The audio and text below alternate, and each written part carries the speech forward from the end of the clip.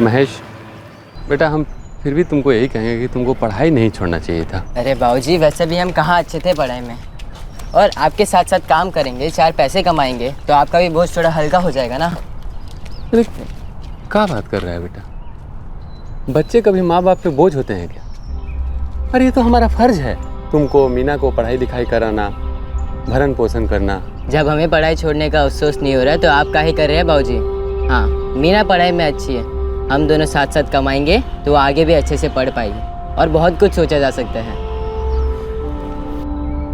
ऐसा लगता है कि अब भी का बात है, तुमको कंधे पे बैठा के सैर पे ले जाया करते थे, अब तुम इतना बड़ा हो गया कि कंधे में कंधा मिला के चलने लगा।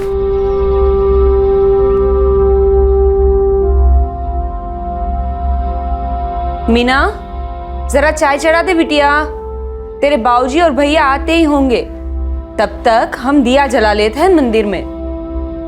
ठीक है माई।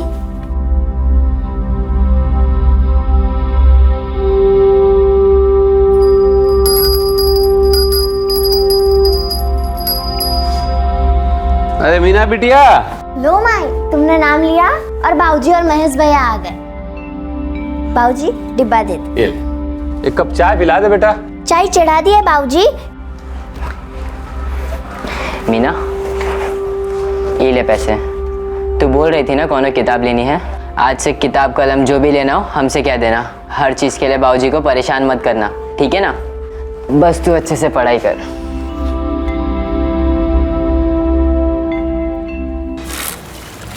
तो बहुत ही खर्चा हुआ कब यह मेरे रंजन भैया? बहुते तो बहुत कम है महेश, बहुते से ज़्यादा हो गया। तो कैसन किए इंतजाम पैसन का? कैसे क्या, कर्जा लिए। अब देखो बिहार में तरह तरह का खर्चा होता है, अब लड़के वाले को भी तो देना पड़ता है कुछ। मतलब अब लेन दारन का चाबुक सर पर। सो तो है, लेकिन हम बहुत खुश हैं कि हमारी बहन का बहुत अच्छे से ब्याह हो गया, और क्या चाहिए हमको। बाकी रहा कर्ज का, तो हम और बाबूजी मिलके धीरे धीरे चुकाते रहेंगे।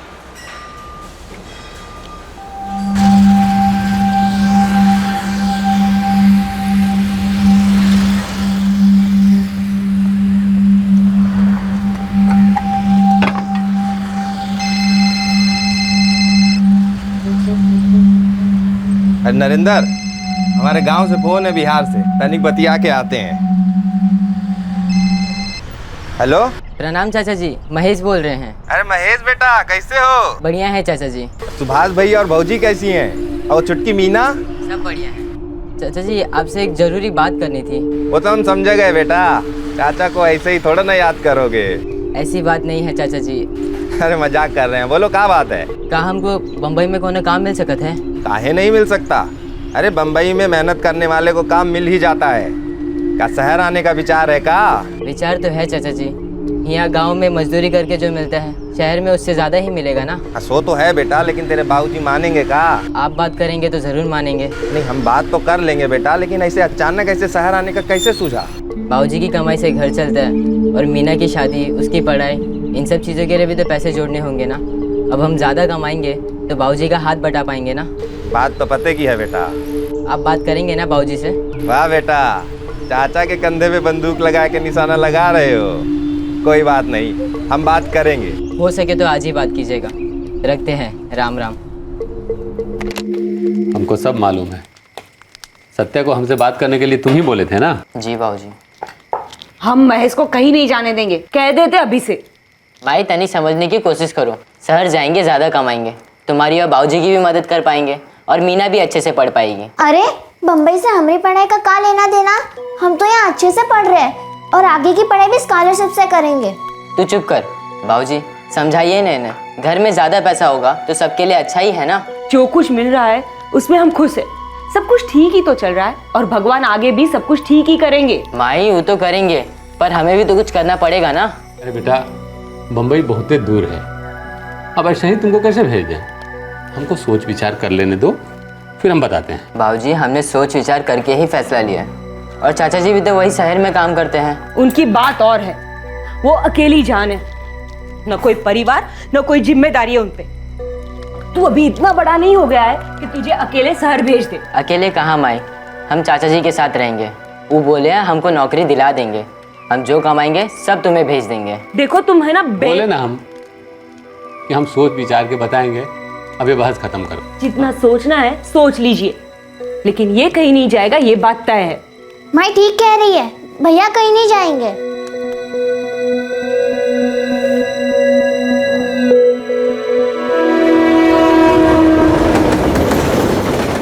आखिर महेश ने अपने माँ बाप को मना लिया और वो अपने अरमानों को पूरा करने मुंबई के लिए रवाना हुआ।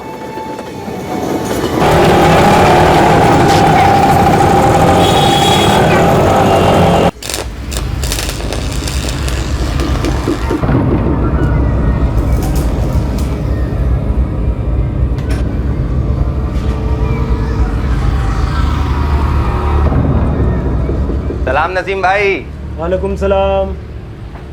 अरे सत्या, क्या हाल है? बिल्कुल सही नसीम भाई, यही है हमारा भतीजा महेश।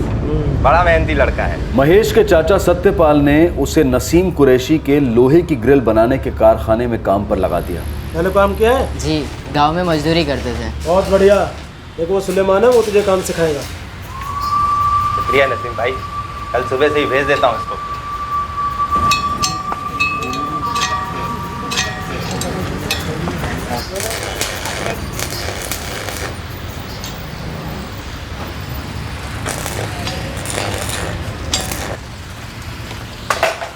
रुक,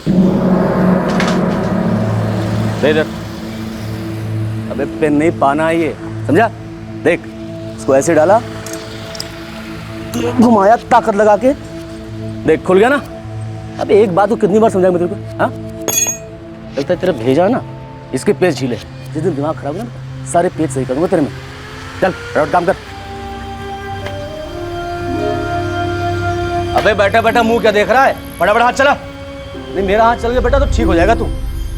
काम सीखने में महेश को शुरुआत में दिक्कतें आईं, लेकिन वो कोशिश करता रहा। उसका इरादा पक्का था, वो कुछ कर दिखाने आया था इस शहर में। महेश गांव से शहर अपनी और अपने परिवार की जिंदगी को बेहतर बनाने का सपना लिए आया था, लेकिन इस बेहतर जिंदगी की ख्वाहिश को हकीकत बनने में वक्त लगने वाला था। दूसरी तरफ महेश के परिवार को इंतजार था अपने बेटे के वापस लौटने का, लेकिन उन्हें नहीं पता था कि ये इंतजार का सिलसिला काफी लंबा चलने वाला था।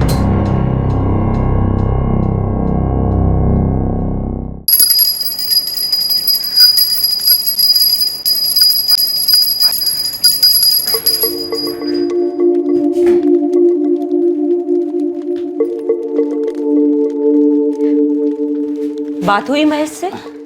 हाँ हाँ, बात हुई ना। काम पे लग गया है। 2000 रुपये मिलेंगे शुरुआत में उसको। पैसा तो जो भी मिले वो, लेकिन वो तो ठीक है ना? अरे भाई एकदम खुश है, मस्त है अपने चाचा के साथ और काम सीख रहा है। हमें हर वक्त चिंता सताती है उसकी। अरे चिंता उसे भी रहती है इस घर की, हमारी तुम्हारी।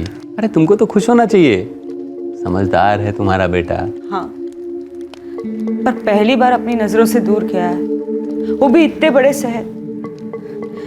जब से वो गया है ना, कुछ अच्छा नहीं लग रहा है। अरे जमुना, वो अब बड़ा हो गया है, वो अपनी जिम्मेदारी बखूबी समझता है, और अब अगर गया है तो बीच में आएगा ही। ऐसा थोड़ा ही कि हमेशा के लिए चला गया है। देखिए, ऐसी बात बोलिए भी मत। वैसे ही हमारा दिल बैठा जा रहा है। आने दीजिए उसे, खूंटे से भांग के रखेंगे, एक पल भी हमसे दूर नहीं होने देंगे।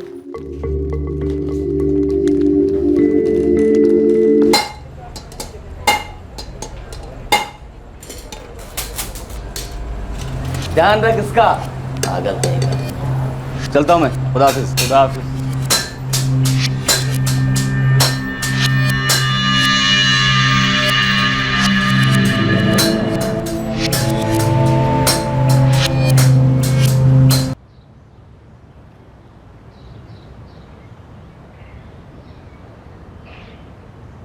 महेश, हे महेश, अरे 8 बज गए हैं, काम पे नहीं जाना का? उठा, 8 बज गए। 8 बज गया।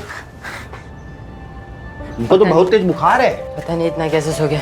अरे महेश, तुम्हारी तबीयत ठीक नहीं है, किसी डॉक्टर को चल के दिखा लेते हैं। नहीं चाचा जी, हमें बहुत ज़रूरी काम है। अरे कौनो पहाड़ नहीं टूट जाएगा एक दिन काम पर नहीं जाओगे।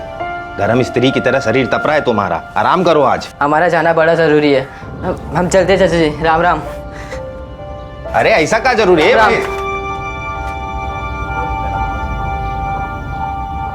12 अप्रैल 2005 महेश को तेज बुखार था, लेकिन वो काम पर जाने के लिए निकल पड़ा और उस दिन वो अपने चाचा के घर पर वापस नहीं लौटा।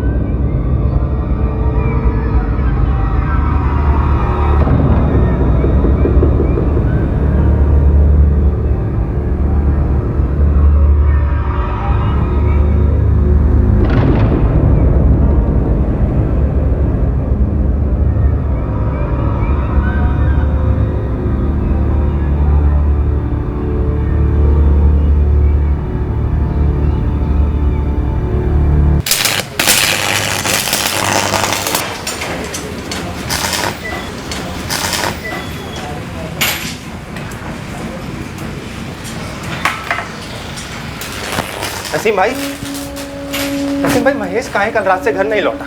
ये तो मैं तुझसे पूछने वाला था। कहाँ है तेरा महेश? क्या कह रहे हो नसीम भाई? यही सत्या भाई, तुम्हारा जो ये भतीजा है ना महेश, इसकी हरकतें कुछ ठीक नहीं है। 2 दिन से मिस्टर डी बना घूम रहा है, कारखाने नहीं आया। 2 दिन से? क्या बोल रहे हो आप? अरे उसकी वजह से 2 दिन से 4 ऑर्डर अटके पड़े हैं मेरे।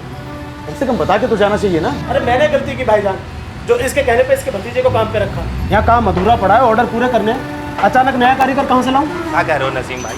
फारूक भाई, महेश तो रोज सुबह 8 बजे घर से निकल जाता था काम के लिए। हाँ, कल थोड़ा देरी से उठा था वो। अरे आज नहीं, रोज देरी होती है इसको। नवाब साहब 10 बजे पहले नहीं आते यहाँ पर। अभी देख लो 10 बज गया है, अता पता नहीं है, शायद आ जाए। अब आएगा भी तो नहीं रखूंगा उसे, निकाल दूंगा, हिसाब कर दूंगा उसका। अरे नसीम भाई, हिसाब कैसा? जो काम आपने सौंपा था मैंने और रियाज ने मिलकर किया है। अब तफरी के कोई पैसे होते हैं क्या? चुप कर सुलेमान, हमें कोई लफड़ा नहीं पालना। हिसाब कर दे उसका। 2000 रुपये महीने में बात हुई थी, 3 हफ्ते के 1500 बनते हैं। पर नसीम भाई, महेश अरे गिनती भूल जाऊंगा यार। ये पकड़, उठा और चलता बन। और एक बात ध्यान रख, आगे से उसे कहीं काम पे रखे तो सोच समझ के रखना। आप लोग ये क्या कहे जा रहे हैं? महेश तो बहुत मेहनती लड़का है। हाँ तो मेहनती है तो रखना अपने भतीजे को अपने पास। हमें किसी बहस में नहीं पड़ना है। ये पैसे उठा और चलता बन। अरे पता नहीं क्या उल्टे सीधे धंधे करता है तेरा भतीजा। हाँ? देखो भाई, हम लोग व्यापारी लोग हैं, हमें लफड़ा नहीं चाहिए। अरे भाई, अगर महेश ठीक से काम नहीं करता था या देरी से आता था तो आपको हमको बताना तो चाहिए था ना। अरे ये स्कूल है कारखाना? जो टीचर बनकर उसकी शिकायत करता फिरूंगा तुझसे? अरे भाई जाके सीधा अपने भतीजे से पूछना कि क्या कर रहा है वो। हम बस ये कह रहे हैं। अरे कुछ नहीं, बस जो कहना था, जो बोलना था, बोल ही था भाई। चलो फोटो यहाँ से, निकलो यहाँ से। अरे आप लोग तो हमारी बात ही नहीं सुन रहे। हम अपने भतीजे को लेके परेशान हैं, वो रात से घर नहीं लौटा है और आप। अरे क्यों दिमाग चाट रहा है भाई? हाँ, जाके ढूंढ अपने भतीजे को और पूछ उससे कि क्या कर रहा है वो। अब जा यहाँ से, ये निकालो उसको, जा। निकलो सत्यमा, निकलो, चलो आओ।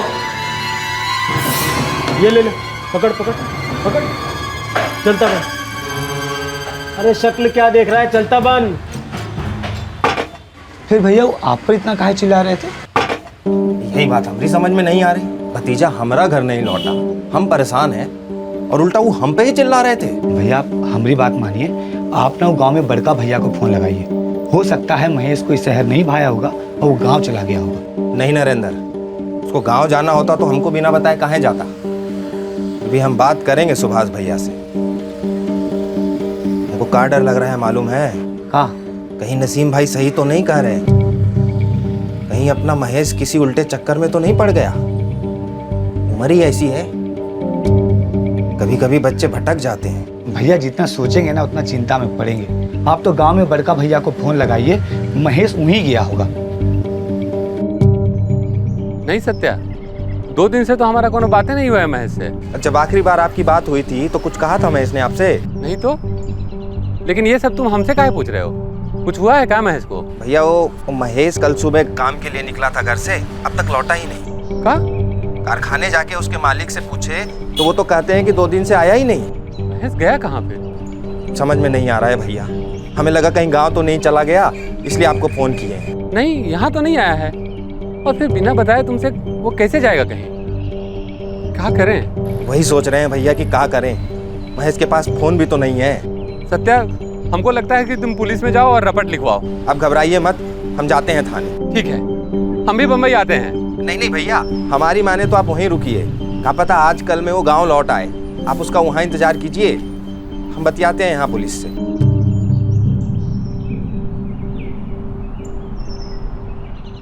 इंतजार में एक दिन और गुजर गया, लेकिन महेश का कुछ पता नहीं चला। वो अपने गांव भी नहीं लौटा था। महेश के पास कोई फोन भी नहीं था। उससे कांटेक्ट करने का, उस तक पहुंचने का कोई रास्ता नजर नहीं आ रहा था। हमने पहले ही कहा था मत जाने दो उसे सर, अभी इतना बड़ा नहीं है वो। माई तू रो मत, मिल जाएंगे भैया। चलो चलो, ट्रेन का वक्त हो गया है। तुम अपना ख्याल रखना। और हाँ, हमने ज्योति चाची से कह दिया है वो रोज तुमसे मिलने आया करेंगी, लेकिन तुम भी रात को उन्हीं के घर जाके सोना। हाँ, तुम फिक्र मत करो माई, बस भैया को वापस ले आना।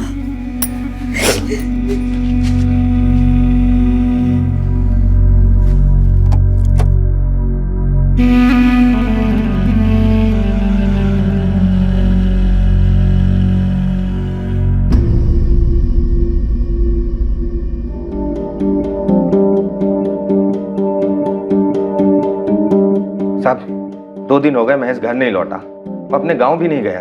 तुमने बताया कि महेश के मालिक उसकी शिकायत कर रहे थे, ऐसा क्या करता था? हमको कुछ बताया नहीं ठीक से साहब। हमारे हाथ में उसका 3 हफ्ते का पगार थमा दिए और डांट के भगा दिए हमको। मुकेश, नसीम, फारूक और सुलेमान, इन तीनों को उठाओ। 3 हफ्तों से वहां काम कर रहा था, फिर अचानक जाना बंद क्यों कर दिया? जरूर कुछ हुआ होगा। साहब हमें क्या पता उसने क्यों आना बंद कर दिया। साहब हमें कुछ नहीं पता, हमें क्यों ले जा रहे हो? सब बहुत नुकसान हो जाएगा, बहुत काम पड़ा हुआ है साहब। सीधी तरह से नहीं चले तो नुकसान बहुत ज्यादा होगा। चलो साहब महेश की काम चोरी की वजह से काम बहुत बढ़ गया साहब। चल।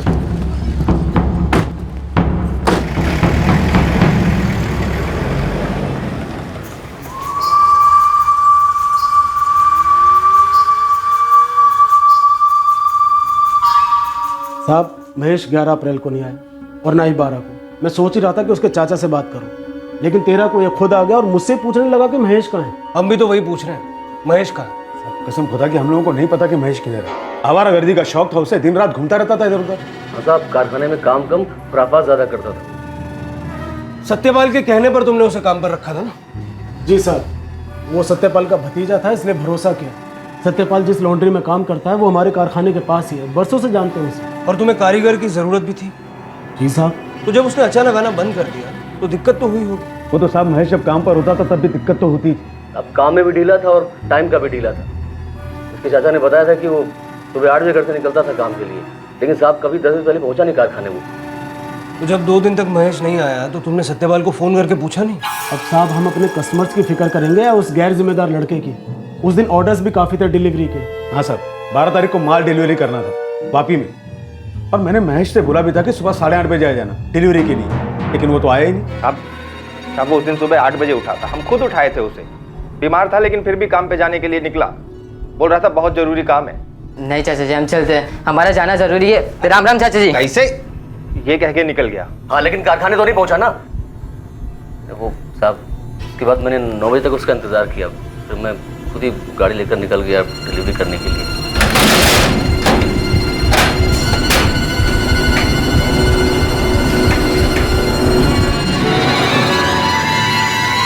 साहब हम हमारे भतीजे को बहुत अच्छे से जानते हैं, बहुत मेहनती लड़का है, वो ईमानदार है। वो यही कह के निकला था कि काम पे जा रहा है, हमसे काहे झूठ बोलेगा साहब वो? तो क्या हम झूठ बोल रहे हैं?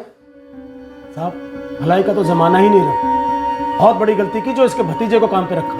साहब महेश को जब पहली बार देखा था तभी समझ गया था ये लड़का किसी बुरी संगत में है, ये एक दिन फंसेगा भी और हम लोगों को फंसाएगा भी। लक्ष्मी भाई तो बहुत दिल वाले आदमी, उसकी हर गलती को नजरअंदाज कर देते थे। जब वो पहले दिन आया ना साहब, तभी मैंने बोला था ये लड़का ना तो काम जानता है ना काम सीखने की नियत रखता है, इसे निकाल दो। लेकिन आप लक्ष्मी भाई ने बोला कि नहीं, धीरे धीरे सीख जाएगा। ऐसे फंसा के निकल गया हम लोगों को। अब मैं और मेरे पार्टनर फारूक बरसों से एक कारखाना चला, बहुत इज्जतदार लोग हैं। अब आप ही सोचे भला हम क्यों झूठ बोलेंगे?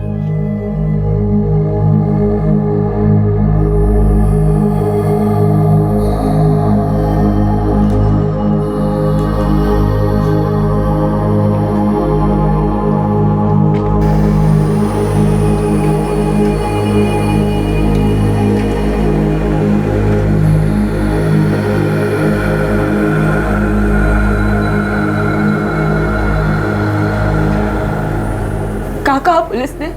फौजी कह तो रहे हैं खोजेंगे महेश को, पर कितना समय लगेगा कुछ कह नहीं सकते। देखिए, हम कह रहे हैं आपसे, उसके सेठ झूठ बोल रहे हैं। हमको तो समझ में नहीं आ रहा है कि बिना बताए वो कहीं कैसे जा सकता है। सर, नसीम कुरैशी और फारूक सिद्दीकी दोनों के फोन रिकॉर्ड चेक किए, लेकिन कुछ भी अटपटा नजर नहीं आया। और सर 12 अप्रैल को पूरा दिन वो अपने कारखाने पर ही थे। और उनका वो कारीगर सुलेमान, उसके रिकॉर्ड से कुछ मिला? सर जैसा कि ये लोग कह रहे थे, सुलेमान 12 अप्रैल को वापी गया था डिलीवरी करने, और रिकॉर्ड से ये बात कंफर्म होती है। और वो उसी रात मुंबई वापस लौटा था। और करीब शाम को 7:30 बजे नसीम को एक लैंडलाइन नंबर से फोन आया था, मनोर से। मनोर से? बुलाओ नसीम को, उसी से जानते हैं कि इसका फोन था। और फारूक और सुलेमान को भी लेके आओ। जी साहब, वो फ़ोन मैंने ही किया था।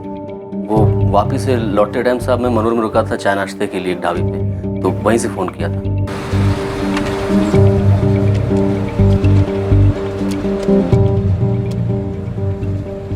पब्लिक फोन से किया था? जी साहब। क्यों, तेरे पास मोबाइल है ना? साहब वो बैलेंस खत्म हो गया था तो इसलिए पीसी से किया। फोन क्यों किया था?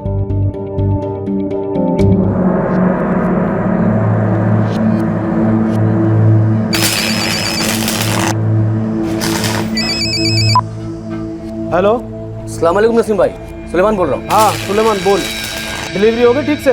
हाँ भाईजान हो गई। वो भाईजान अभी मनोर में हूँ, तो मैं क्या सोच रहा भाईजान, बहुत थक गया हूँ तो सीधा घर निकल जाता हूँ यहाँ से। कल सुबह गाड़ी लेकर आ जाऊँ भाईजान। वो इधर बहुत ट्रैफिक है ना, तो कारखाने आते काफ़ी टाइम लग जाएगा। ठीक है चला जा। हाँ कल सुबह टाइम से आ जाना।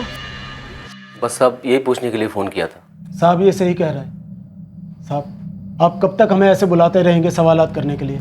काम में ध्यान देना मुश्किल हो गया है, मोहल्ले में रहना मुश्किल हो गया। अब हम लोग इज्जतदार लोग हैं। आपके लोग जब हमें लेने के लिए आते हैं तो 4 किस्म की बातें होती हैं वहाँ पर, बड़ी बदनामी हो रही है। हाँ साहब, मोहल्ले में लोग तरह तरह की बातें बनाते हैं, शक करते हैं हम पे। अब बहुत तकलीफ होती है। थोड़ी तकलीफ तो सहनी पड़ेगी। एक लड़का गायब है, उसके माँ बाप उसे ढूंढने के लिए गाँव से यहाँ आए। उन्होंने शिकायत दर्ज कराई है तुम तीनों के खिलाफ कि तुमने उसके बेटे को अगवा किया। बेबुनियाद इल्जाम है साहब। उसे अगवा करके हमारा क्या फायदा होगा? और उसके माँ बाप को तो हम लोग जानते तक नहीं है। आप ही जरा सोचिए साहब, हमको उससे फायदा हो सकता है या उनको हमसे? हो सकता है फिरौती का मामला ना हो, लेकिन कुछ बात तो जरूर है। मुंबई में महेश के 2 ही ठिकाने थे, एक उसके चाचा की खोली, दूसरा उसके मालिक का कारखाना। उसके चाचा के मुताबिक वो सुबह 8 बजे काम पर जाने के लिए निकला, लेकिन नसीम, फारूक और सुलेमान तीनों इस बात से इनकार कर रहे हैं। सर उस कारखाने में एक और बंदा काम करता है, रियाज, शायद वो कुछ जानता हो। उठाओ उसे और चेक करो कि वाकई 12 अप्रैल को सुलेमान डिलीवरी करने के लिए वापी गया था या नहीं। Right sir.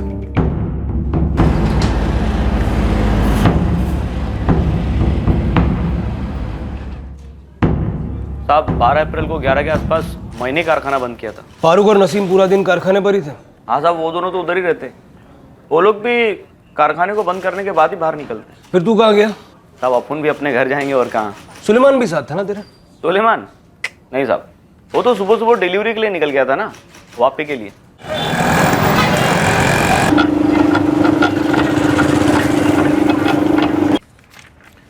सुलेमान के साथ कोई और भी था? सर पता नहीं, ऐसा तो कुछ ध्यान नहीं है। अंदर तो सिर्फ सुलेमान ही आया था। उसने कहा कि वो सामान लेकर आया। मैंने बोला ठीक है, जहाँ हमेशा रखता है वहाँ रख दे। तो उसने सामान गोडाउन में रखा और मैंने उसे रसीद दे दी। अब उसके साथ कोई आया था या नहीं, ऐसा तो कुछ याद नहीं। आपके स्टाफ में कोई तो होगा जिसने देखा? नहीं सर, स्टाफ तो वैसे ही कम है और काम बहुत ज़्यादा है। अब रोज़ कोई ना कोई डिलीवरी आती रहती है। अब कौन किसके साथ आया होगा, ऐसा कुछ याद नहीं आ रहा है। हाँ साहब, याद है मेरे को। नसीम सेठ ने बोला था कि सुलेमान सवेरे आएगा। मेरे को लगता है शायद उसने सेठ को फ़ोन किया था। देख रियाज, मालिक से वफादारी निभाने के चक्कर में अगर तू कानून से दगाबाजी करेगा तो बुरा फंसेगा। मैं खुदा कसम साहब, मेरे को नहीं मालूम वो लड़का किधर है। मैंने तो उसको 2 दिन से देखा भी नहीं। पर साहब बहुत लापरवाह है वो लड़का, अपनी उम्र से बहुत तेज है वो।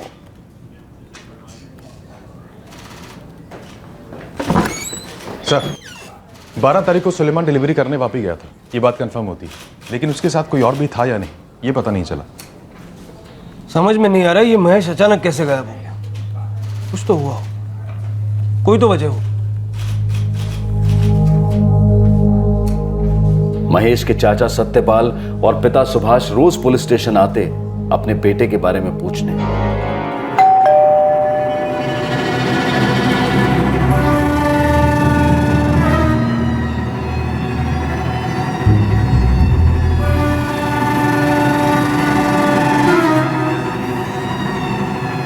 नसीम कुरैशी, फारूक सिद्दीकी और सुलेमान अंसारी को कई दफा सवाल जवाब करने के लिए थाने बुलाया गया। तीनों इस सवालों के सिलसिले से परेशान हो गए थे। दिन बीतते गए लेकिन महेश की कोई खबर नहीं मिली।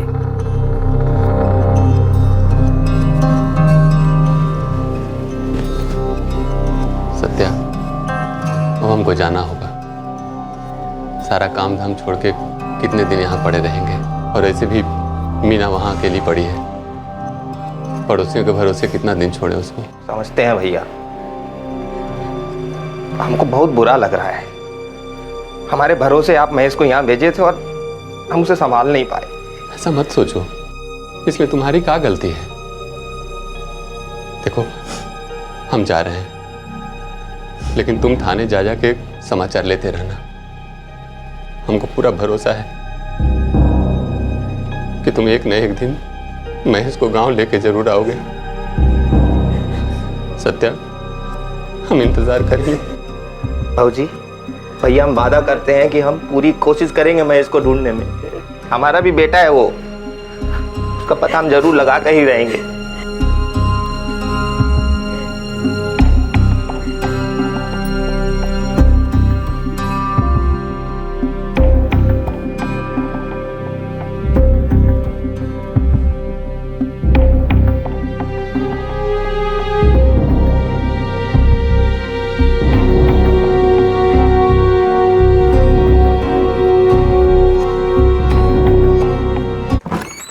सर, ये सत्यपाल रोज थाने चला आता। क्या करें, कुछ समझ नहीं आ रहा। पता नहीं ये महेश कहाँ चला गया और क्यों। सर, महेश की फोटो आसपास के पुलिस स्टेशन भिजवा दी। उसके मालिक नसीम और फारूक और कारीगर सुलेमान और रियाज, इनके पीछे खबरें भी लगाए, लेकिन किसी की भी हरकत शक करने लायक नहीं। सब नॉर्मली अपना काम कर रहे हैं, जैसे कुछ हुआ ही ना। महेश सिर्फ 15 साल का है, शहर पहली बार आया था।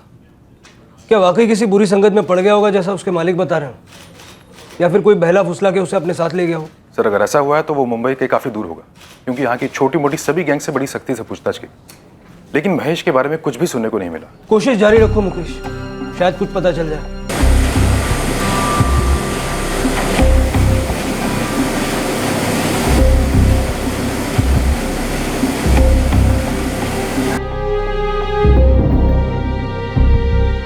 सत्यपाल ने उम्मीद नहीं छोड़ी थी। वो अपनी हर मुमकिन कोशिश कर रहा था। जगह जगह अपने लापता भतीजे के पोस्टर्स लगा रहा था।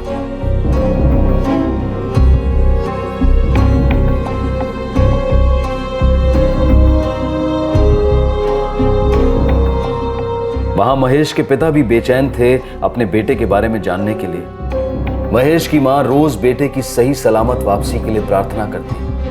बहन मीना भी हर शाम बेताबी से अपने भाई के आने की राह देखती, इस उम्मीद में कि कभी उसे अपने भाई के बारे में कोई अच्छी खबर सुनने को मिलेगी। इंतजार मानो इम्तिहान ले रहा था महेश के परिवार का। कुछ और महीने गुजर गए, लेकिन महेश की कोई खबर नहीं मिली। पुलिस भी महेश के मालिकों से लगातार सवाल जवाब करती रही, इस उम्मीद में कि कभी कोई ऐसी जानकारी हाथ लगे जो इस केस को एक दिशा दे सके। लेकिन ऐसा नहीं हुआ, और जो हुआ उसने इस केस को एक अलग मोड़ पर लाकर खड़ा कर दिया।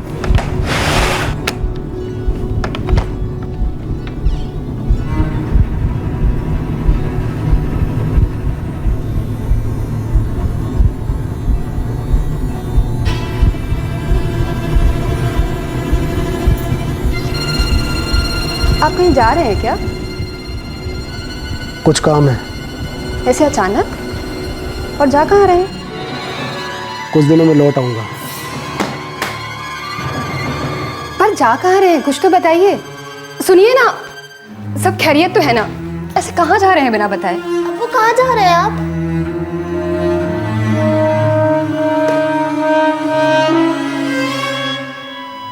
मुझे बहुत घबराहट हो रही है, आप मेहरबानी करके बताइए कहाँ जा रहे हैं? घबराओ मत तहसीन, बस मेरी हिना का ख्याल रखना।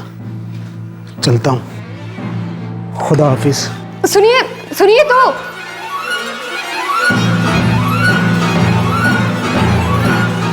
फोन क्यों बंद है नसीम का? और है कहाँ वो? अब और कुछ पूछना बाकी है सर? उल्टे सवाल मत कर, जो पूछा उसका जवाब दे। नसीम कहाँ? पता नहीं सर, बस इतना पता है कि बहुत परेशान है, और सही भी है। तंग आ गया था रोज रोज खाने के चक्कर लगाकर। जब जी चाह उठा के लेके गया थाने। बातें मत बना, जो पूछो उसका जवाब दो। पता नहीं साहब, उसकी पत्नी भी 3 दिनों से यही सवाल कर रही है। समझ में नहीं आ रहा कि भाभी जी को क्या जवाब दे। तू उसका दोस्त भी और पार्टनर भी, उसने तुझे नहीं बताया कि वो कहाँ जा रहा है? उसने अपनी पत्नी को नहीं बताया तो मुझे क्या बताएगा। बस इतना जानता हूँ कि दोस्तों से बहुत ज़्यादा परेशान था, बहुत जिल्लत महसूस कर रहा था, शायद इसीलिए चला गया कहीं। फोन भी बंद कर दिया। तो अल्लाह से यही दुआ है कि जहाँ भी रहे सुकून से रहे, कुछ गलत नहीं करे अपने साथ। नसीम के फोन रिकॉर्ड्स क्या कहते हैं? सर, इस नसीम का फ़ोन 3 रात पहले से, जब से वो घर से निकला है, स्विच ऑफ ही है। कहीं ऐसा तो नहीं कि महेश के बारे में कुछ जानता था? हो सकता है सर। उसका पार्टनर फारूक कह रहा था कि पुलिस की पूछताछ से तंग आकर नसीम कहीं चला गया। पूछताछ तो अब भी होगी। रोज एक कांस्टेबल नसीम के घर पे भेजो, फरार डिक्लेयर करो उसे। देखता हूँ कब तक छुप के बैठता है। कभी तो घर वापस आएगा।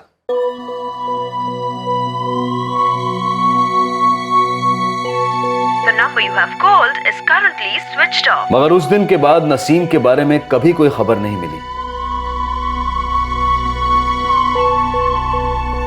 और ना ही महेश के बारे में कुछ पता चला। महेश के चाचा पुलिस स्टेशन के चक्कर काटते रहे। वक्त गुजरा, ऑफिसर्स के तबादले हुए, दिन महीने और महीने साल में तब्दील हो गए, लेकिन महेश का केस ज्यों का त्यों रहा। महेश के परिवार का इंतजार खत्म होने का नाम ही नहीं ले रहा था। अब महेश को लापता हुए 10 साल गुजर चुके थे, लेकिन वक्त का पहिया एक बाप की उम्मीद को कुचल नहीं पाया था।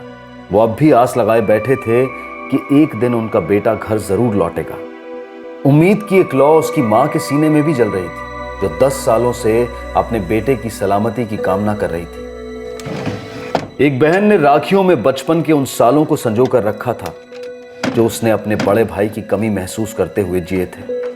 उसे उम्मीद थी कि एक दिन उसका भाई लौटेगा और उसके साथ साथ उसके घर की खुशियां भी लौटेंगी। दूसरी तरफ नसीम की बीवी तहसीन और बेटी हिना भी दुआ कर रहे थे अपने शौहर और अपने अब्बू के सलामत लौटने की।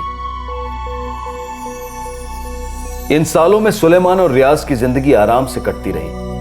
फारूक अब अकेला मालिक था। उसकी निगरानी में कारखाने का काम बिना किसी रुकावट के जारी रहा। महेश के चाचा सत्यपाल कहने को तो अपनी जिंदगी जी रहे थे, लेकिन उनकी आंखों में इंतजार और अपने भतीजे की वापसी की उम्मीद अब भी झलक रही थी। वक्त गुजरता है, चीजें बदलती हैं, हालात करवट लेते हैं, लेकिन अपनों का इस कदर अचानक जिंदगी से गायब हो जाने का दर्द हमेशा बरकरार रहता है। एक लंबा इंतजार, एक सूनापन जिंदगी का अटूट हिस्सा बन जाता है।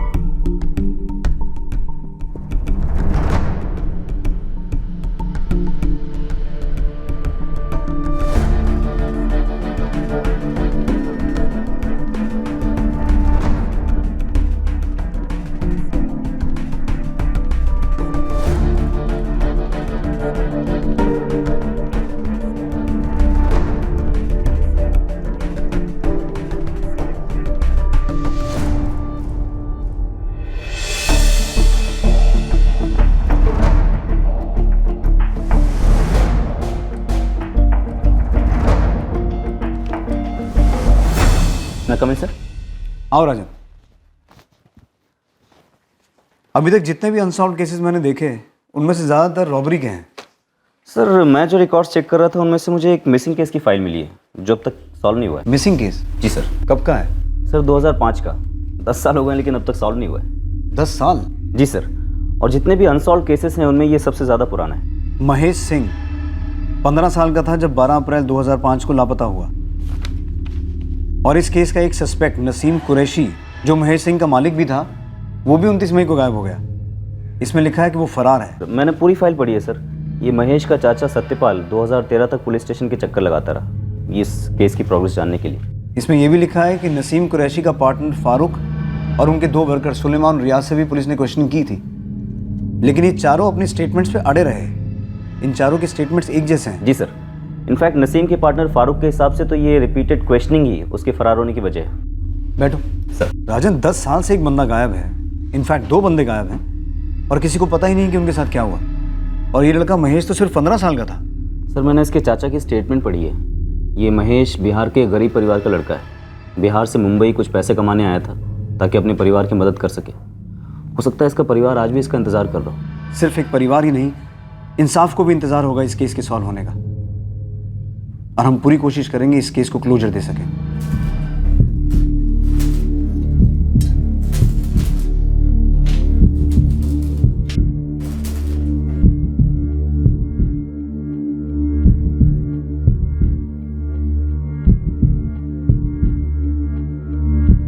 सर पूरे 10 साल हो गए हैं, लेकिन टीवी सीरियल की तरह इस केस से जुड़े लोगों में कुछ ज़्यादा नहीं बदला है। सुलेमान अंसारी अभी भी उस कारखाने में काम करते हैं। शादी हो चुकी है, एक बीवी है, 2 बच्चे हैं। नसीम के जाने के बाद फारूक अकेला मालिक है उस कारखाने का। हाँ, लेकिन सुना है कि वो नसीम के घर पर हर महीने पैसे भेजता है। नसीम की बीवी और उसकी बेटी अभी भी उसी घर में रह रहे हैं। अच्छा, ये महेश का चाचा सत्यपाल ये अभी भी यही है?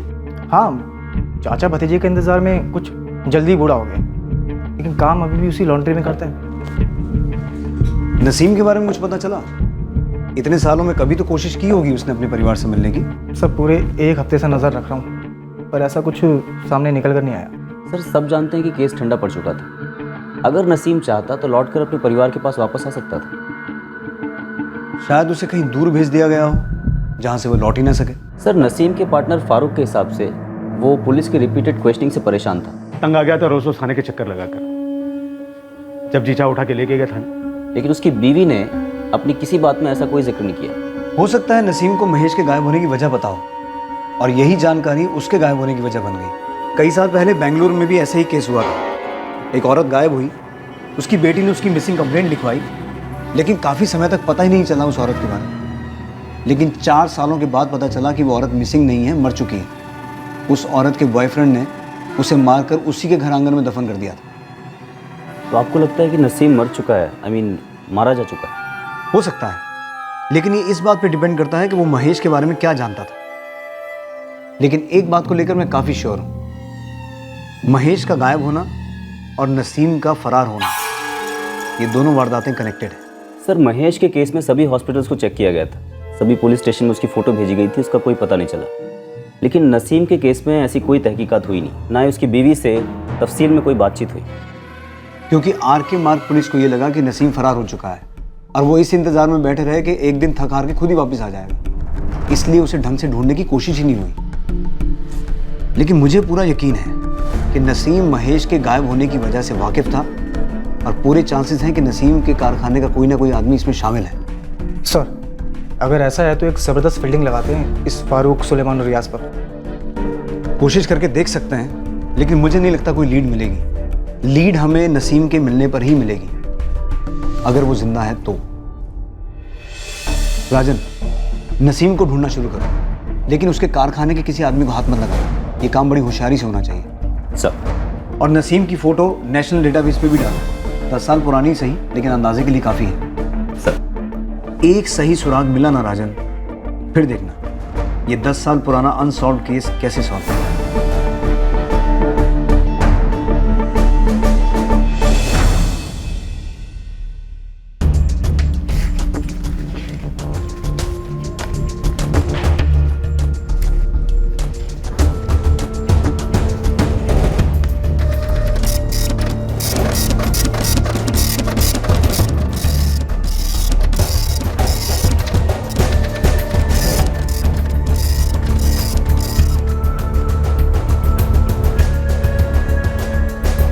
ये 10 साल पुराना फ़ोटो है। शक्ल थोड़ी बहुत बदली होगी, और हो सकता है बंदे ने छुपने के लिए अपना हुलिया भी बदला हो, लेकिन फिर भी थोड़ा बहुत अंदाज़ा तो लग ही सकता है। अपने खबरियों के नेटवर्क को एक्टिव करो, आसपास के सभी स्टेट्स में ये फ़ोटो घुमाओ। अगर ये आदमी ज़िंदा है तो मुझे इसके ठिकाने की खबर चाहिए, और अगर मारा जा चुका है तो इसको ठिकाने लगाने वाले की। अंडरस्टैंड? यस।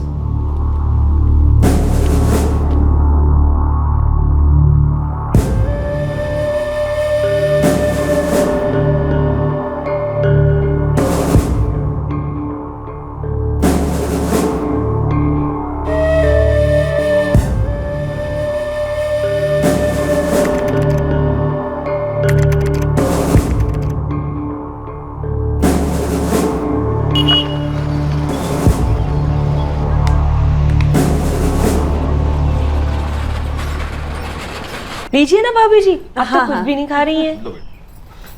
लीजिए लीजिए। ये है हमारी मीना। भाई सुभाष जी, हमको तो मीना पसंद है और हमारे राजेश ने तो मीना का फोटो देखकर पहले ही हाँ कह दिया था। ये तो बहुत ही खुशी की बात है सूर्यकांत जी, हमको भी राजेश पसंद है। तो फिर पंडित जी से कहकर तारीख तय करवा लेते हैं ना। जी बिल्कुल ठीक कह रही हैं आप।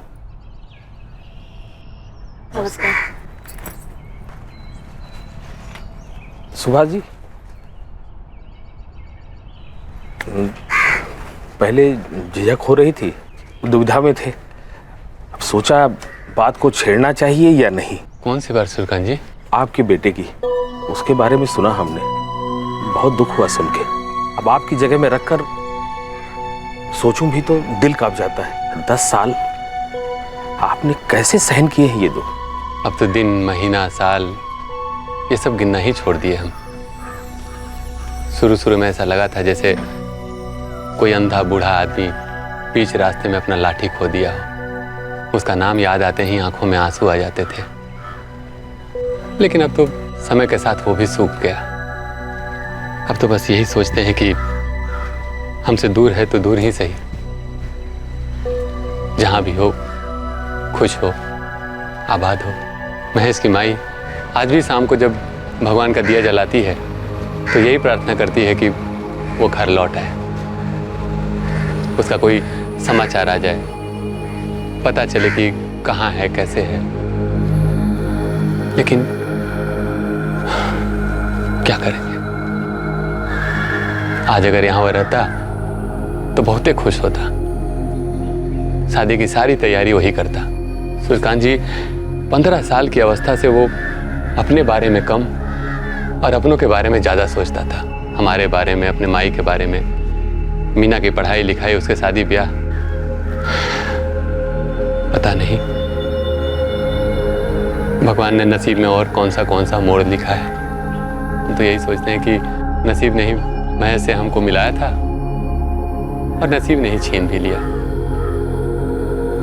कभी ऊपर वाले की कृपा होगी तो नसीब ही मिला भी देगा।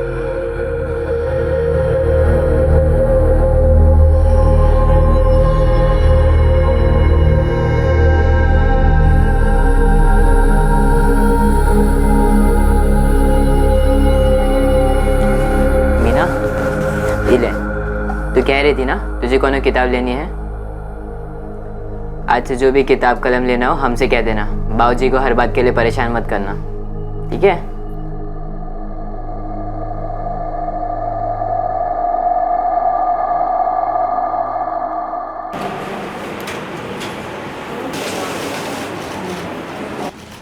जी सर, हीना ग्रिलवर्क्स का करंट अकाउंट पिछले 15 सालों से हमारे ही बैंक में। हमें पिछले 10 सालों के ट्रांजैक्शन का ब्यौरा चाहिए। ये पार्टनरशिप अकाउंट है ना? यस सर, लेकिन दोनों में से कोई एक पार्टनर ही इसे ऑपरेट कर सकता है। आमतौर पर मिस्टर फारूक सिद्दीकी इसे ऑपरेट करते हैं। हम जानते हैं कि पिछले 10 सालों से मिस्टर नसीम कुरैशी गायब है। पिछले 10 सालों में इस अकाउंट से कोई सस्पिशियस ट्रांजैक्शंस हुए? मेरा मतलब किसी पर्टिकुलर अकाउंट में पैसे ट्रांसफर हो रहे हों या फिर किसी एटीएम या बैंक से पैसे विड्रॉ किए जा रहे हों? जी सर, आपके कहने पर मैंने चेक किया था। मिस्टर नसीम कुरैशी का पर्सनल अकाउंट तो डोमेंट हो चुका है और उनके करंट अकाउंट से पैसे उनकी वाइफ तहसीन कुरैशी के अकाउंट में ही क्रेडिट होते हैं। I guess mister Farooq Siddiqui उनके पार्टनर की वाइफ को प्रॉफिट का शेयर दे रहे हैं। ये तहसीन कुरैशी का सेविंग अकाउंट भी आप ही के बैंक में है ना? जी। क्या उस अकाउंट से किसी पर्टिकुलर अकाउंट में फ्रीक्वेंटली पैसे ट्रांसफर हो रहे हैं? आप समझ सकते हैं मेरे लिए ये बताना थोड़ा मुश्किल होगा। आप चाहें तो मैं पिछले 3 साल के स्टेटमेंट्स की कॉपीज आपको दे सकता हूँ, बट उसके पहले के स्टेटमेंट्स अरेंज करवाने के लिए मुझे एटलीस्ट 1 वीक का टाइम चाहिए। जितनी जल्दी हो सके अरेंज कीजिए। अम्मी चलती हूँ, खुदा हाफिज। खुदा हाफिज।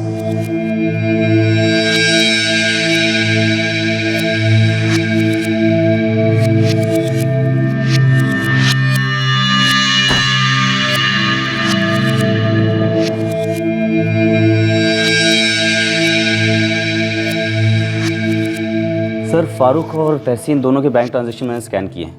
ऐसा देख के लगता नहीं है कि इतने सालों में इनमें से किसी ने भी नसीम को पैसे भेजे हों। हो सकता है ट्रांजैक्शन कैश में होता हो। सर, लेकिन ये नसीम एक छोटा सा व्यापारी था।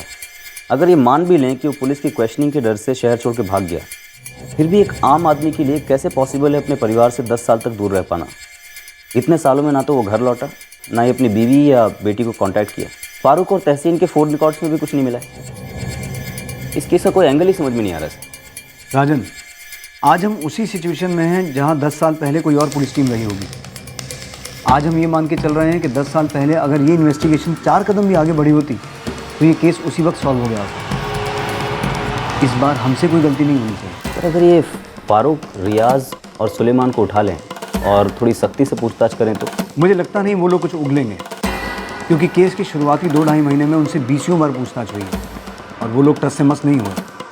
और अब तो उन्हें पता है कि ये केस ठंडा पड़ चुका है। हमें सिर्फ नसीम पर ही फोकस करना चाहिए। नसीम के जरिए ही हमें महेश की कोई खबर मिल सकती है। राजन, ये केस सब्र की आजमाइश का है। इस बार इंतज़ार ख़त्म होगा, लेकिन हमारा सब्र और हमारी कोशिश नहीं। हम इस केस को क्लोजर दे के रहेंगे। महेश का गायब होना और नसीम का फरार होना, इन दोनों वारदातों की वजह अब भी रहस्य बनी हुई थी। लेकिन सच भी पानी की तरह होता है, अपना रास्ता निकाल ही लेता है। बहुत जल्द एक छोटी सी लेकिन अहम खबर 10 साल पहले हुए जुर्म से पर्दा उठाने वाली थी।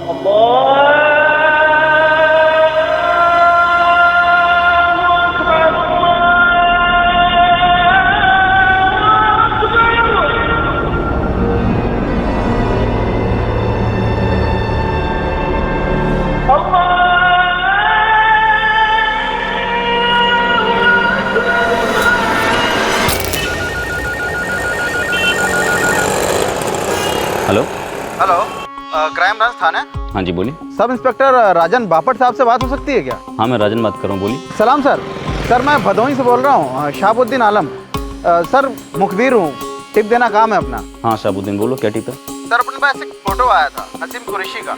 1 महीने पहले दिल्ली में अपने एक पार्टनर ने दिया था। हाँ हमने ही फोटो घुमाई थी उसकी। तुमने देखा नसीम कुरैशी को? शायद देखा है सर। शायद देखा मतलब सर अब गारंटी के साथ तो नहीं कह सकता कि वो बंदा नसीम कुरैशी था, लेकिन सर यहाँ भदोही के पास एक गांव है शनाबाद टेकरी, वहाँ अगले महीने ग्राम पंचायत चुनाव होने वाले हैं। उसमें कैंडिडेट है माजिद शेख। उसकी शक्ल सर देखी तो दिमाग में कुछ ठनका। ये जो माजिद शेख है ना, इसकी शक्ल आपके नसीम कुरैशी से काफ़ी हद तक मिलती है। मतलब सर अगर चेहरे की झुर्रियाँ और बालों की सफ़ेदी और दाढ़ी हटा दे तो दोनों भाई लगेंगे बिल्कुल। इस हद तक शक्ल मिलती है माजिद और नसीम की? मिलती तो है सर, अब हद आप तय कर लो। लेकिन मैं बोलूंगा सर डाउट करना बनता है। तेरे पास फोटो है उसका? फोटो तो नहीं है सर, पर पूरे शनाबाद में पोस्टर चिपके हुए हैं उसके। मैं फोटो खींच के आपके फोन पे भेज देता हूँ सर। मेरा नंबर नोट कर। जी।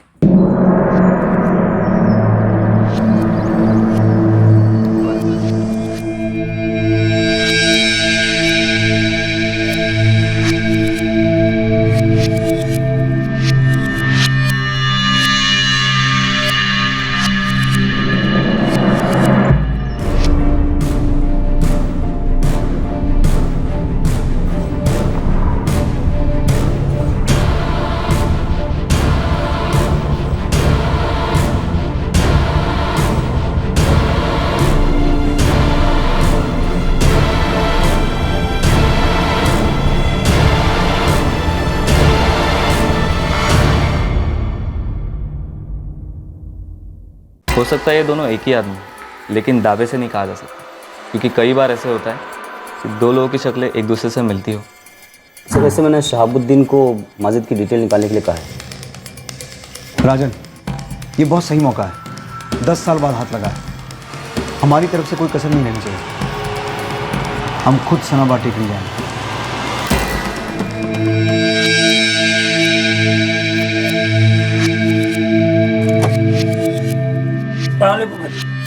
वालेकुम सलाम। आप खाने को तो आएंगे नहीं? कुछ कह नहीं सकते नगमा, कैंपेनिंग का आखिरी हफ्ता है, देर भी हो सकती है। ठीक है चलिए।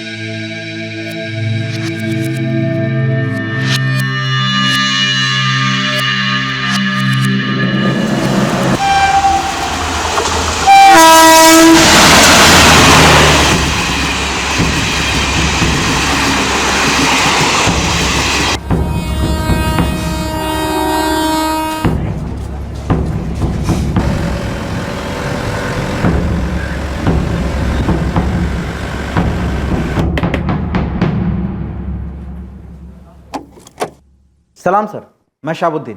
आइए। माजिद शेख को इस गांव के लोग बहुत मानते हैं। बंदा 6 साल पहले इस गांव में आके बस गया था। बीबी का नाम है नगमा शेख।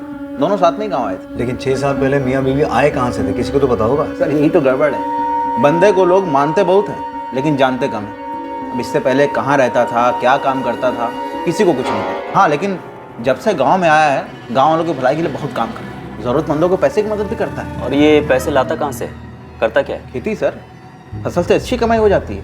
गांव में एंट्री लेते ही उसने कुछ खेत वेत खरीद लिए थे। मतलब 6 साल पहले जब वो आया था तो उसके पास इतने पैसे थे? जाहिर है सर, होंगे ही। तूने नंबर निकाला उसका? हाँ सर, और मैंने SHO यादव साहब को भी दिया है, शानाबाद टेकरी थाने में। SHO यादव से बात करो और उसे बोलो इसके कॉल रिकॉर्ड्स निकलवाए। 50 साल का आदमी और 6 साल का अतीत, नेताजी की तो जिंदगी भी घोटाला लगती है।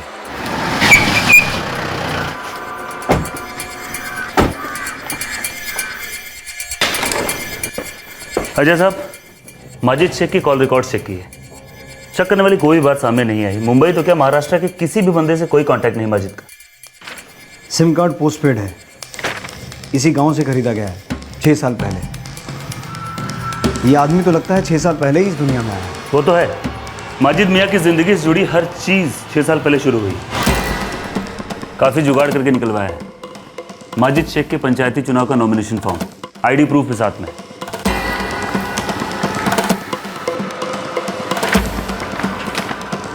ड्राइविंग लाइसेंस भी 6 साल पुराना है और राशन कार्ड भी 6 साल पुराना है, और दोनों इसी गांव से बनाए गए हैं।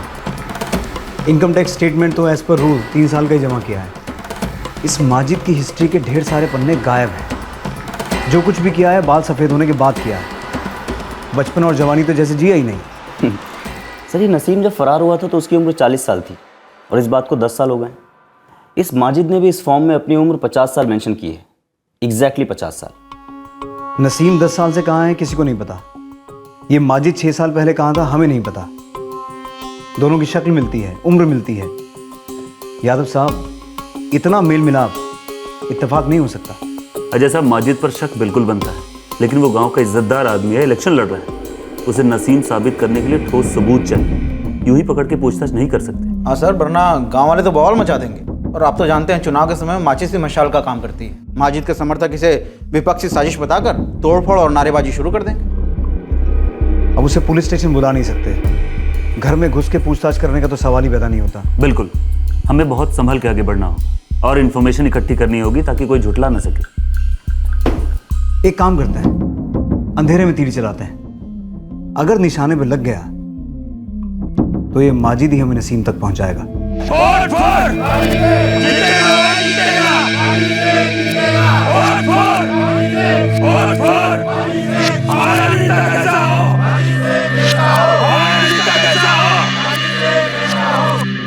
माजिद पर शक करने की कई वजह थी, लेकिन शक के इस पिटारे पर ठोस सबूत की मोहर लगनी अभी बाकी थी। माजिद शेख गांव की एक नामी हस्ती था।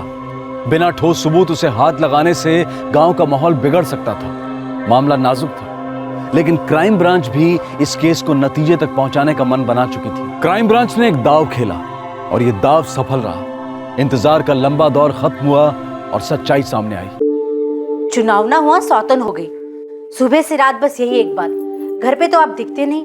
अब चुनाव जीत जाएंगे तो पता नहीं क्या होगा। एक बार बस वोट पड़ जाए, फिर आप ही के लिए वक्त निकालेंगे जान। इसे भी अभी बजना था। अब ये कौन है? हेलो, अस्सलाम वालेकुम माजिद साहब। वालेकुम सलाम। कौन जनाब बोल रहे हैं? माजिद साहब, मैं अशफाक बोल रहा हूँ। फारूक भाई ने भेजा था। किस लिए? वो कुछ कैश देने थे, घर पे पहुंचा दूं क्या? नहीं नहीं, हम बताते हैं, फोन करते हैं थोड़ी देर में। हाँ जी। हिल गया पूरी तरह, इसका मतलब तीर निशाने पे लगा है। देखते हैं क्या करता है। फारूक का नंबर तो सर्विलांस पे है ही। अरे अब खाना क्यों छोड़ के जा रहे हैं? कोई जरूरी काम है, तुम खाना शुरू करो।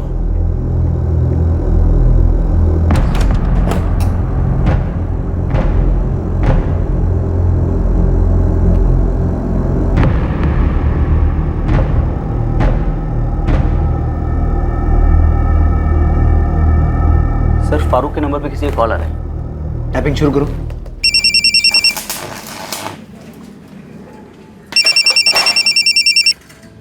हाँ बोल। तुम्हें मेरा दूसरा नंबर कैसे मिला? दूसरा कौन सा नंबर नसीम? अरे मेरा नाम मत लिया करो, कितनी बार मना किया तुम्हें? हाँ ठीक है, लेकिन दूसरा कौन सा नंबर? तुम्हें कुछ नहीं पता? इसका मतलब तुमने पैसे नहीं भेजे? नहीं तो मैं तो जब भी तुम्हें पैसे भेजता हूँ तो तुम्हें ये फोन पे इतला कर देता हूँ। वैसे तुम्हारे पास पैसे लेकर आया कौन था? यार कोई अशफाक था, कह रहा था कि तुमने पैसे भिजवाए हैं। नहीं नहीं, मैंने तो नहीं भेजा। हो सकता है शायद किसी ने तुम्हारे साथ मजाक किया हो। अरे कोई मजाक क्यों करेगा, वो भी तुम्हारा नाम लेकर।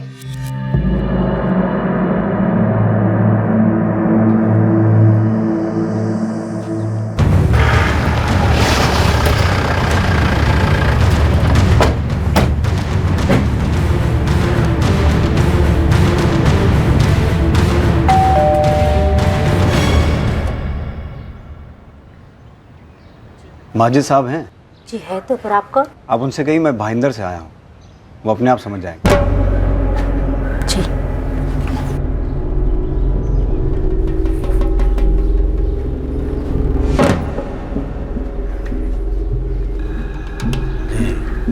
फरमाइए क्या बात है? माजिद साहब बात पुरानी है, 10 साल पुरानी। जानने के लिए आपको हमारे साथ आना होगा। कहाँ आना होगा? कौन है आप लोग? हम कोई तमाशा नहीं चाहते, लेकिन अगर आप कोऑपरेट नहीं करेंगे तो हम पूरी तैयारी के साथ आए, आपका जुलूस निकाल के ले जाएंगे यहाँ से। बेहतर यही होगा कि चुपचाप हमारे साथ चलिए मिस्टर नसीम।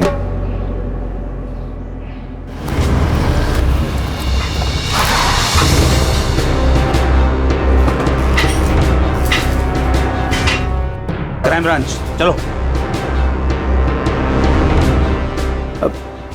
अब क्या हुआ? हुआ तो 10 साल पहले था, लेकिन पता आज चला है। लेकिन फिक्र मत करो, इस दफा तुम्हें बार बार पुलिस थाने आने की जहमत नहीं उठानी पड़ेगी।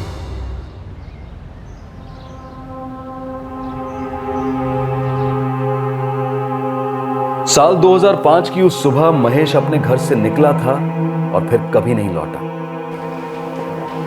और अब 2015 में 10 साल के बाद उसके साथ क्या हुआ था, क्या अब ये पता चलने वाला था?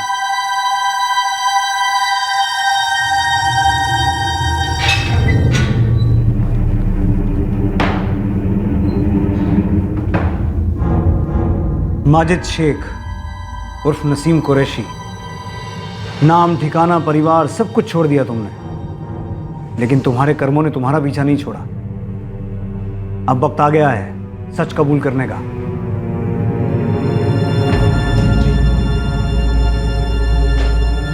मैं ही नसीम कुरैशी। ये तो हम जान ही गए हैं, लेकिन ये नहीं जान पाए कि तुम फरार क्यों हुए थे। नए नाम नई पहचान की क्या जरूरत पड़ गई तुम्हें? महेश सिंह के गायब होने के साथ जुड़ी है ना तुम्हारे फरार होने की कहानी। बोलो, क्या किया महेश के साथ?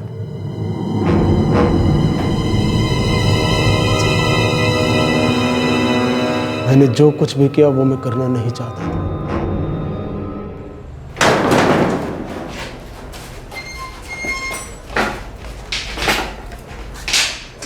क्या हुआ नसीम?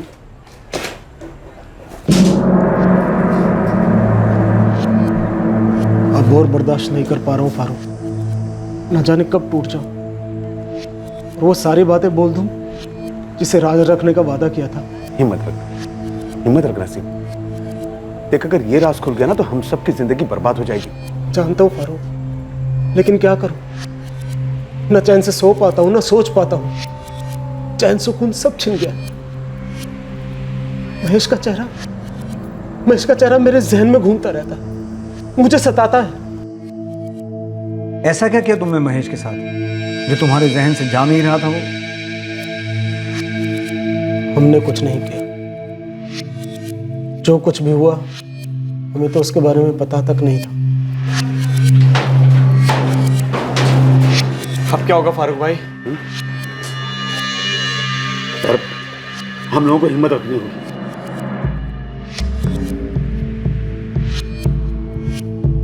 हम कभी भी किसी के सामने इस हादसे के बारे में एक जैसा बयान देंगे, एक जैसा। समझ रहे हो ना मेरी बात? वादा करो, इस हादसे के बारे में कभी भी किसी के आगे कुछ भी नहीं कहेंगे। जी भाई साहब, कभी नहीं। वादा। ये सिर्फ एक हादसा था, पर इस हादसे को हम अपनी जिंदगी को बर्बाद होने का मकसद नहीं बना सकते।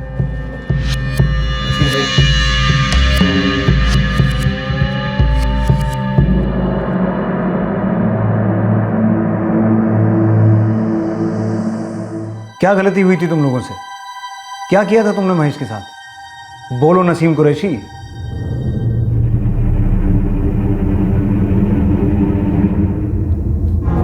नसीम भाई ने कुछ बताया तो नहीं होगा ना? और फारूक भाई, आपकी इतने सालों से नसीम भाई से बात हो रही थी, आपने हमें बताया भी नहीं। बताकर क्या होता? अरे कैसी बातें कर रहे हैं आप? अगर 10 सालों बाद हम लोग यहाँ पर हैं तो सिर्फ नसीम भाई की वजह से। पहले वो फरार हो गए थे और अब वो वापस आ गए। हमने तय किया था कि हम किसी को कुछ नहीं बोलेंगे, अपना मुंह नहीं खोलेंगे, सब कुछ सही चल रहा था। तो फिर क्या जरूरत थी नसीम भाई को फरार होने की? और जब चले गए थे तो वापस क्यों आए इतने सालों बाद? चुप कर। अजमा कुछ आता नहीं, खाली पग पग पग पग पग पग। और नसीम यहाँ खुद नहीं आया है, पुलिस वाले गिरफ्तार कर लेकर आए उसे। इन सबका जिम्मेदार तू है, साला संग की कहीं का। तेरी वजह से हुआ ये सब।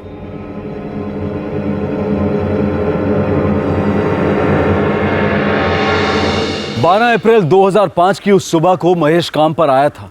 उसे आने में देर हो गई थी, इसलिए वो घबरा रहा था। उसे डर था कि सुलेमान फिर से उसे डांट फटकार लगाएगा।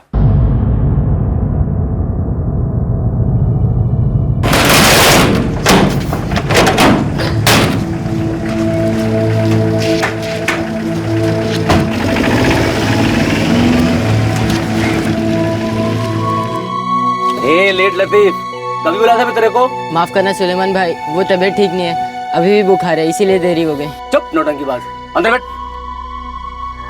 महेश उस दिन सुलेमान के साथ डिलीवरी पे गया था। वापी? जी।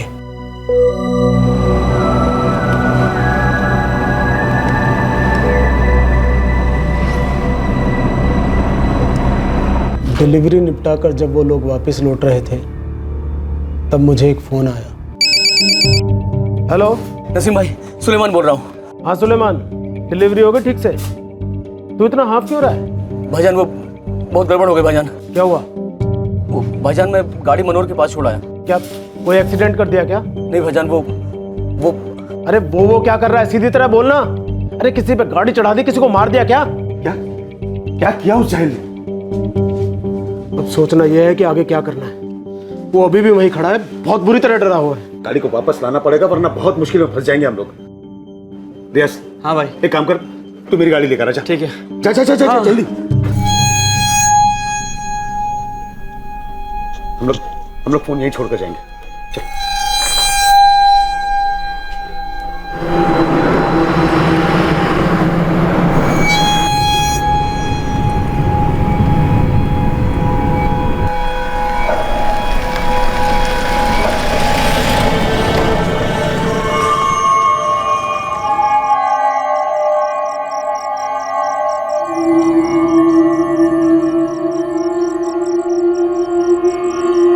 ये तब हुआ जब सुलेमान और महेश माल डिलीवर करके वापस लौट रहे थे और उनकी गाड़ी रास्ते में पंक्चर हो गई।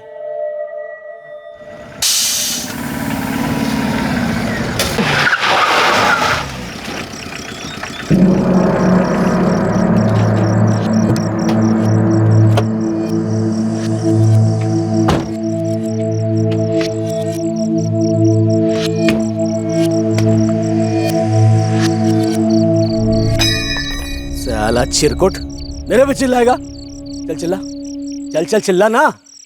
महेश, महेश, महेश,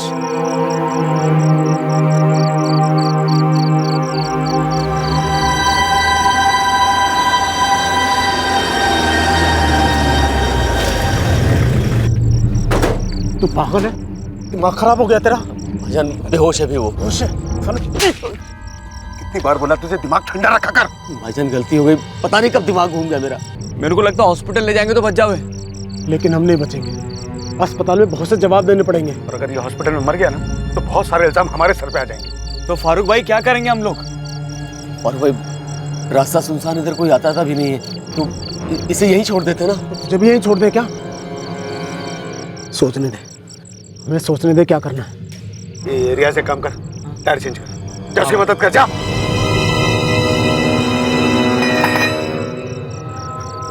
फारूक, किया सुलेमान ने, भुगतना हमें भी पड़ेगा। हमारे तो धंधे पे भी असर पड़ेगा। इसे यहीं छोड़ दे, काफी सुनसान इलाका है, पता नहीं चलेगा। हाँ, ये साइड रोड है, कोई लाइट भी नहीं है, वैसे भी बचना तो है नहीं। फारूक भाई, टायर बदली हो गया।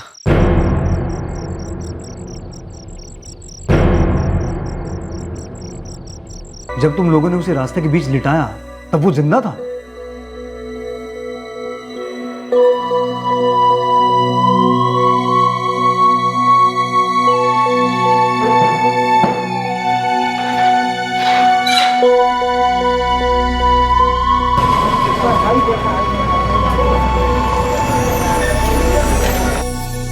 मैं 12 साल से यही ड्यूटी कर रहा हूँ। आप बताइए क्या बात है? जी ये 10 साल पुराना केस है। घटना 2005 में घटी थी। क्या ये केस इसी पुलिस स्टेशन का था? जी घटना जहाँ हुई है वो आप ही के जुरिस्डिक्शन में आता है। क्या केस था, डिटेल्स देंगे? सर अदुल्का पुलिस स्टेशन को महेश की लाश उसी सड़क पर पड़ी हुई मिली। कई सारी गाड़ियों ने कुचला उसकी लाश को। किसी राहगीर की नज़र पड़ी तो उसने पुलिस को इन्फॉर्म किया। तो महेश की लाश का उन्होंने क्या किया? सर 2 दिन तक बॉडी मॉर्ग में थी। फिर जब किसी ने क्लेम नहीं किया तो पुलिस ने खुद ही दाह संस्कार कर दिया। किसी ने क्लेम नहीं किया? उन्होंने सारे पुलिस स्टेशन को इन्फॉर्म किया था, महेश के डिटेल्स दिए थे? सर इंस्पेक्टर गावड़े जो उस वक्त भी उस थाने के इंचार्ज थे, उन्होंने बताया कि उन्होंने हर थाने में इन्फॉर्म किया था, लेकिन जब कोई रिस्पांस नहीं आया तो क्रिमेशन के बाद उन्होंने महेश के कपड़े उसी पुलिस स्टेशन की प्रॉपर्टी रूम में जमा कराए थे। जमा करवाए थे तो आज भी वही होंगे। राजन कलेक्ट करवाओ।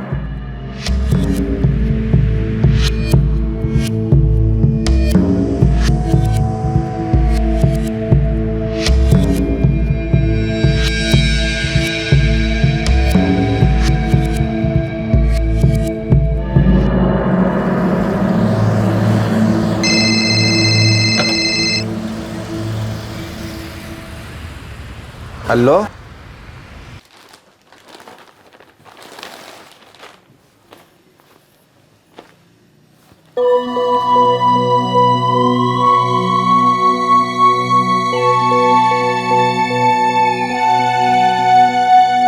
यही कमीज पहन के निकला था उस दिन काम पर जाने को। कैसे भूल सकते हैं हम वो सुबह। सत्यपाल जी, रिपोर्ट लिखवाते वक्त आपने जो ब्यौरा दिया था ये कपड़े उससे मैच होते हैं। फिर भी हमने सोचा एक बार आपसे भी पूछ लें। हाँ,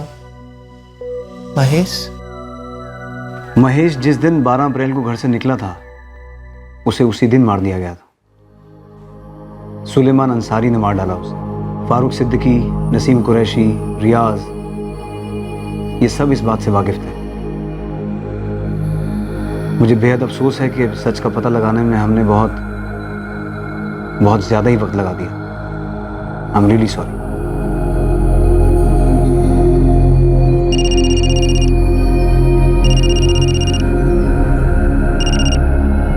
आ सकते हैं, बोलो।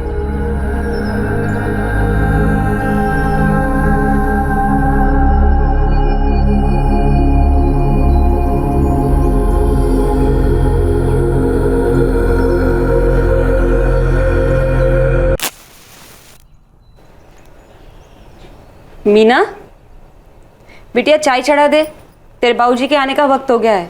जी माई।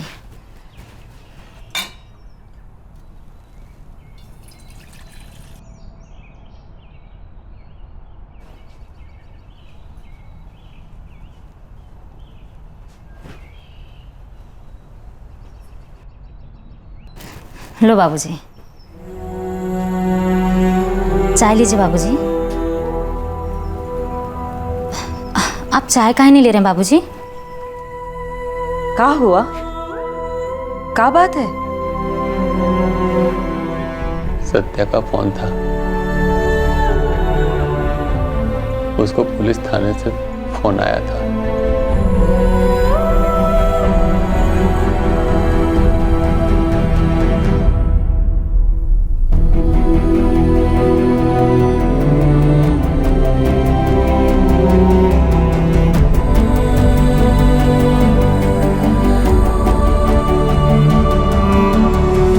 पैसे, आज से किताब कलम जो भी लेना हो हमसे कह देना। शहर जाएंगे, ज़्यादा कमाएंगे, तुम्हारी और बाबूजी की भी मदद कर पाएंगे।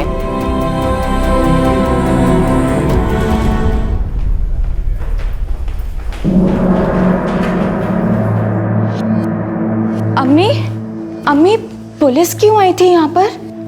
अम्मी तुम कुछ बताती क्यों नहीं? अम्मी कुछ तो बोलो, पुलिस क्यों आई थी यहाँ पर? तेरे अब्बू का पता चल गया। अब्बू? कहाँ है अब्बू? जेल में। जेल में? पर ऐसा क्या किया अब्बू ने?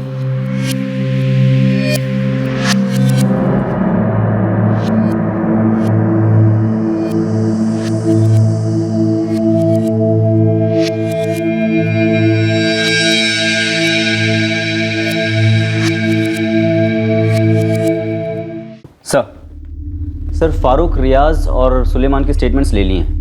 नसीम की स्टेटमेंट से मैच हो रही है। फरार होने के बाद नसीम 4 साल तक हरियाणा में रहा, वहीं उसने शादी की और फिर अपनी बीवी के साथ सनबाड़ टेकरी में आके बस गई। नसीम के दोनों मोबाइल फ़ोन्स की कॉल डिटेल्स भी उसकी स्टेटमेंट के साथ अटैच करो, और फारूक के भी। एक तगड़ी चार्जशीट बनाओ राजन। इस केस को सॉल्व होने में 10 साल लग गए, अब सज़ा होने में देर नहीं होनी चाहिए, खास तौर पर हमारी तरफ से तो बिल्कुल नहीं। राजन, इस केस में हमारे पुलिस डिपार्टमेंट की तरफ से भी बहुत गलतियां हुई हैं। एक थाने में महेश के गुमशुदा होने की रिपोर्ट लिखाई जाती है और उसी स्टेट के दूसरे थाने को उसकी लाश मिलती है। जरा सा भी कोऑर्डिनेशन होता तो महेश के गुमशुदा होने की ये गुत्थी उसी वक्त सुलझ गई होती। एक बेकसूर परिवार अपने बेटे के लौटने की झूठी उम्मीद में इतने साल न तड़पता, और कसूरवार लोग इतने बरस तक खुले न घूमते। सही कह रहे हैं सर आप। ये कोऑर्डिनेशन की प्रॉब्लम अक्सर होती रहती है, कई बार ये गलतियां हुई हैं। इसे सुधारना होगा राजन। एक सिंपल स्ट्रेट फॉरवर्ड केस इस कोऑर्डिनेशन की कमी की वजह से 10 साल तक खिंच गया। और सर उस नसीम को भी ढूंढने की इतने सालों में कोई कोशिश नहीं हुई, सिर्फ उसकी बीवी का स्टेटमेंट लेके इन्वेस्टिगेशन क्लोज कर दी गई। सही कह रहे हो। मैं उम्मीद रखता हूँ हमारा पुलिस डिपार्टमेंट इस केस में हुई गलतियों से कोई ना कोई सबक लेगा। Right sir.